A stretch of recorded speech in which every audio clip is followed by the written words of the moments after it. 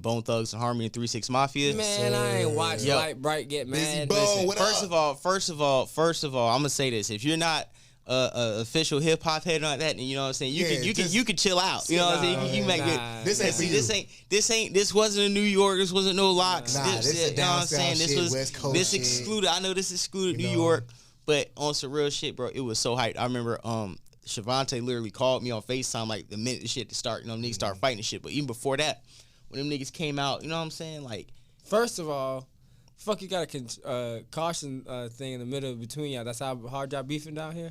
Well, it's a long time beef between 3-6 and Bone Thugs, isn't it? It's a little competition, but it's not really a beef. They used to be on the same label. Apparently, I think I looked at it. Crunchy Black and did an interview with Vlad. He was saying how like they had dissed him or did like a 6 slot at them one of them songs with Biggie. I forgot what the song was. It was Bone Thugs and Busy and Notorious. Yeah, it was Notorious Thugs. They took a shot at 3-6 on that song. But at the same time, listen. Oh, we got an incoming call. Shout out to Fats. What up? Listen, it was a beef, but it wasn't really like a real beef. Bro. It was more like a hip hop competition beef. Okay. But even going on the battle, like when 3-6 first came out with Who Run It, you know what I'm saying? Like, these niggas ain't talking, you know what I'm saying? Running shit but y'all mouth first, nigga act up first, nigga getting tossed out. Like, bro, that shit, and it had the nigga coming up with the dance, you know what I'm saying? That shit was hard as hell first song. I'm like, bro, that beat, that shit felt hard. Sound. It was like, grimy. Bro, that shit crazy, dog. I'm like, yo, and then what was the next song? Wanted to fight. Yeah, bro. The second song that came out was Tear the Club Up. See, that's what I'm saying. You ain't from the South, so it's different. Like, these songs got niggas. But I know it. You know what I'm saying? I know this music though. Y'all wouldn't let me hang out with y'all. Yeah, that's what I'm saying. You was not letting me hang out with y'all if I didn't know the words. It was different, bro. Looking ass. Even the Look Into My Eyes, it was off the Batman soundtrack with Bone Thugs. Like, it was a good back and forth. But then when Busy Bone was like, y'all ugly ass motherfuckers ain't gonna sit here. Oh man, and you know me talking about me while I'm performing and shit. And I mean, it's kind of funny. Got real light skin. Being objective, 3-6 Mafia is a bunch of ugly motherfuckers. Yeah, Crunchy Black is one. It's a bunch of ugly, shorthand looking ass. Ugly as yeah, shit, it's you seen Juicy J hair. It's like, listen, bro, y'all niggas ain't gonna be sitting here just talking. And you know, it's funny because like I think he didn't really understand how Verzuz goes because usually that. You know what I'm saying? But bro, when I was watching it, it was like I was just sitting there. I'm like, couldn't believe it. I'm thinking it's just like the Verzuz shit, and he was like, and what he was like, and gangsta boo, boom through the mic. I'm like, and then the camera went off to like some boxing shit. And I'm sitting there. They phased it back. Bring it back, bruh. I was like, dog, it's about to go down, man. And then when they switched it back, fuck it up, the church's money, bro, for real. Swiss Beats was going in on the comments during the live, yo. Bro, that epic, shit bro. was crazy. Talking about how, you know what I'm saying, it was all niggas ain't even making this type of money since the 90s, but want concierge lobster. But I heard he was talking to 3-6. That wasn't the Bone Thugs. It was like Bone Thugs, everybody was chilling. It was like 3-6 one who had the nigga who had to call in for the prayer, and then prayer. They couldn't do the coin toss, so they had to get Fat Joe come from the rafters to come down and do the official coin toss. Them niggas really said that if the nigga that was locked up then get his $250 on commissary and called in on the prayer, he wasn't starting the verses, bro. That's talk about ignorant, boy. But that's some ignorant ass shit, right? But you know what? And I'm a Bone Thugs Harmony. I'm more of a fan of them than 3-6, right? Mm-hmm. But being objective, I gotta say that 3-6 Mafia won. Yeah. Because even it was times like this. Okay, I know most of, if not all, the Bone Thugs songs, but the ones I didn't know aren't really my favorite songs. This is what happened. But the songs that you didn't know from 3-6. Them motherfuckers was it wasn't even the songs I didn't know. No, this was the thing that fucked about it. I knew every song. Yeah. The songs I forgot was slapping. Yeah. Like Ryan Spinners. When they brought out they don't stop. I remember we was like little when the kids, beat come bro. on that shit, nigga. We was little kids, so that song really appealed to us when we was kids. Like we was jumping around the house like nigga, Spinners was the shit. Yeah. I'm like, damn, bro. Like I during them time niggas had those Spinners on the cars. Oh my god, Cadillacs, everything with the fucking Spinners going crazy. That's what I'm saying. And it was I'm telling you, it's a good battle because even when Bone Thugs did For the Love of Money, 3-6 did Popping My Collar. Oh damn. Ooh, Popping My Collar. Yeah. But that was a good response. I got to give it to Love of Money. You know what I'm saying? I got to. The easy. But the Love of Money, that shit hit the soul. Standing on a corner, slanging rocks. Oh, shit, here come the motherfucking cops. And then 3-6 did like Side to Side, and then Bone Thugs did Riding Dirty. You feel me? Like those two songs you forgot about, but those are two songs that bumped. This is what made me mad about the verses.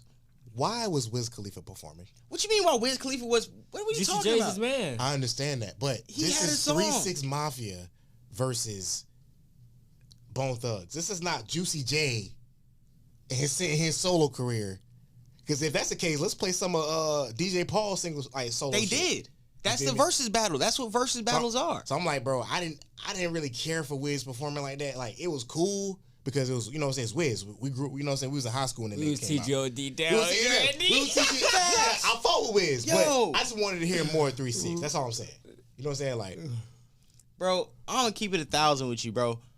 And not even it was probably because I am a Wiz. You know what I'm saying? We were TGOD down. All fuck with Wiz. Yeah. That's what made that shit so raw. Because if you remember, Wiz, when he was at his like blowing up for real, he grabbed Juicy J and brought him back to our generation. Y'all forgot the Blue Dream and Lean Part 1 and 2 Stoners Night, drinking a double cup. Okay, so what y'all talking about? If it wasn't for Wiz, nigga, we was in that. He gave Juicy J that spot. Yeah, that's not a part of 3-6 Mafia. But that's a part of Juicy J. Just like on every other verses, if it's verses, right, and Cameron had records for Dipset, Cameron had performed his Dipset records. Jim Jones performed his solo records. No, but what I'm saying is Jim Jones, Cameron, Jewels, they performed their respective hits, right? But they were still Dipset, just like the Locks. Everybody in the Locks performed their respected solo hits, just like in every verse. If there's a group and certain members of the group have hits, those hits are going to be put in that catalog because that makes the group look stronger. That's every versus strategy. First of all, the Dipset and the Lock situation, the Dipset had a bad lineup startup. Of course. They should have had Joel Santa come out from the start. Of course, but on that point, do you not agree that on all the verses, if there's a person in the group, most of the verses, they do have they solo have performances by people in the group. Individual. That's what I'm saying. They get their moment. Because even Candy, when they did the SWV and what's the other fucking group? The other girl group, I forgot, but I didn't watch that one. Fuck, I forgot. What's the one with goddamn Candy? Tiny Escape. Mm-hmm. Yo, Candy. Escape. The way Candy was running that shit, like she would do the Escape songs because she got a mean ass ghostwriting pen. So she was playing them Destiny Child songs she wrote in a whole bunch. But it's like, but you have to do that because like if there's a verses, I'm going to credit myself for what I did in the music industry. Just like when Fat Joe did I Don't Want to Be a Player because he produced that shit with Big Pun. So a lot of times when you produce, you ghostwrite on tracks, you was the linchpin to make a shit a hit. Man, I'm doing it. I'm performing. Yeah, I mean Jadakiss performed New York, so yeah, come on, and that shut the house down. That was a Ja Rule song, bro. I'm outside. No, that was the best. Nigga, you in Miami? I'm outside, bro. Oh my god, that was the best verses, bro. Okay, tell me your top 4 best verses. The one I watched, the Locks. The Locks, they said, so you only watched one? No, I ain't gonna lie. So the Jamaican, Bernie Mac versus Bounty Killer was fun to watch. All right. I watched, I did watch other ones. I'm not gonna sit there and play like I didn't watch. Somebody else. You got any top verses that stood out to you? Somebody else. Isley Brothers versus Frankie Bear. I think it's Frankie Bear. No, it was Isley Brothers versus Earth, Wind & Fire. Earth, Wind & Fire. That was amazing. Yeah, that's in my top 3. That's in my top 3. If you didn't watch that, you need to go back and watch that. That was like a 4-hour verse. I didn't watch it live. I did watch it on YouTube later, though. I did watch Keith Sweat versus Bobby Brown. That was also a great one, just because I love both of them. It was more sad to watch Bobby Brown and actually enjoy the situation, to be honest. Well, you know Bobby Brown. Keith Sweat, once he seen that he was a star, he said, yeah, that's what I'm saying, bro. That's what I'm saying, bro. But my mom was like, Bobby got them hits. Hold on. And then I started watching it. So I did watch that one at my mom's house. She's like, hold on, Bobby got them hits. Yeah, Bobby got them hits. Bobby started getting busy now. Realistically, I feel like Bobby really, songs, bro. So, bro, do y'all realize Bobby really was that nigga? Facts. Yeah. Bro, like 80s. Legit. Yeah, I know. Like legit. Even Michael Jackson was watching that nigga like, yeah. Legit, bro. But let's not act like Keith Sweat ain't Keith Sweat, though. Yeah, Keith Sweat was Keith Sweat, but Bobby is Bobby, yeah. Especially with the new addition with him, but that's not alone. I know Bobby alone, yeah, but I'm just saying that, and when you want to add new addition, it's hard to even find somebody to fuck with him. You know what I'm saying? But Gucci Jeezy.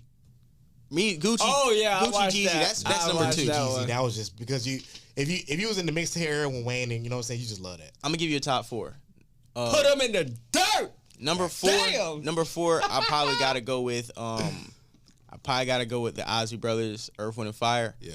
Number 3, I'm going with this 3-6 and Bone Thugs. I'm a fan of both, and they brought out everybody in hip hop, and low-key did exclude New York, which I kind of did like because it showed that it could be super hip hop without like New York being involved. You know what I'm saying? It'd be Memphis and Cleveland niggas.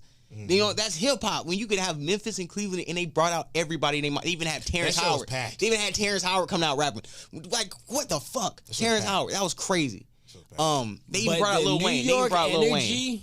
You cannot. There's nothing like it though, bro. There was nothing like that energy, but it's different energies. It's apples and oranges. You know what I'm saying? And Jadakiss when he performed that Who Shot? Cause look, niggas was beef. Yeah, niggas. Yeah, cause look at it. Look at it.